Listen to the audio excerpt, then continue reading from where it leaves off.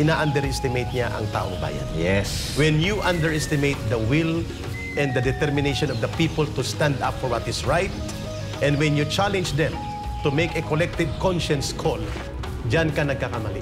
Dalawang beses na pong napatunayan yan. Walang diktador o walang popular na presidente ang pwedeng pumigil kapag tumindig ang taong bayan at desisyonan nilang lalagutin nila ang tanikala ng paghahari-harian sa bansang ito. Yes. Naganap yan sa kanilang pamilya, sa tatay niya, 40 years ago. Magaganap muli yan sa kanya. Siyak yun because he already made a martyr out of Rodrigo Duterte. Yes. Rodrigo Duterte will forever live in the hearts and minds of the people, not because he is Rodrigo Duterte, but because of what he did for this country and for the people.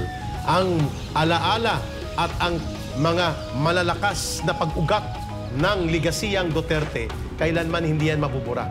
Na minahal niya ang taong bayan, binigyan na ng dignidad at respeto ang Pilipino at kanyang ipinakita na kayang gawin ang tinatawag na totoong matinong pamumuno. Yes. Rule of law para sa interes ng taong bayan, nilabanan ng terorista, durugista, urakot at mga gahaman ng oligarko at hindi pa nagawa yan ng sino paman. At higit sa lahat, in-underestimate ni Marcos ang taong bayan na balikan po ang kasaysayan at kultura.